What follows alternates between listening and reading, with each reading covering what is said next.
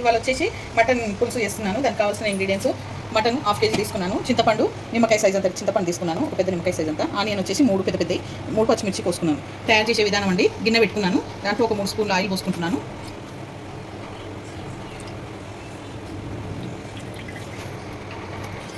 ఇప్పుడు ఆనియన్ వేసేస్తున్నాను, నూనెలా వేడెక్కింది నూనె. ఇది కలుపుకొని బ్రౌన్ కావాలండి, కొంచెం ఆనియన్ వేగాలి. వేగిందండి, దీంట్లో సగం చెంచా పసుపు వేస్తున్నాను, ఒక చెంచా అల్లం వెల్లిపాయ పేస్ట్ వేస్తున్నాను, 2 చెంచాల ఉప్పు వేస్తున్నాను. అన్నీ వేసి కలుపుకోవాలి బాగా.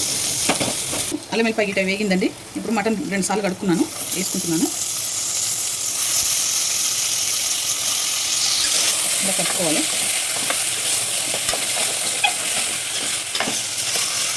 ఇప్పుడు 3 చెంచాల కారం వేసుకుంటున్నానండి,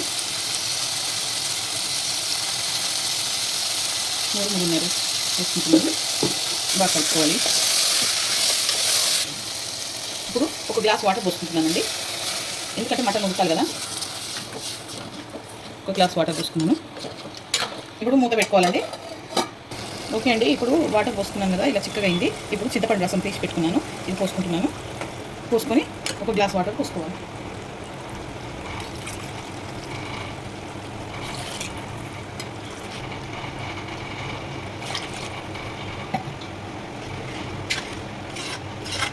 మినిట్స్ తర్వాత ఇది దగ్గరికి అయినాక అప్పుడు మసాలా వేసుకోవాలి, కొత్తిమీర మసాలా.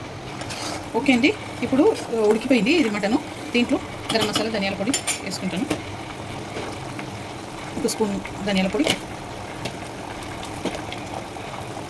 సగం స్పూన్ గరం మసాలా, కొత్తిమీర కూడా వేసుకుంటాను. ఒక 5 మినిట్స్ ఆగి బంద్ చేసుకోవాలి.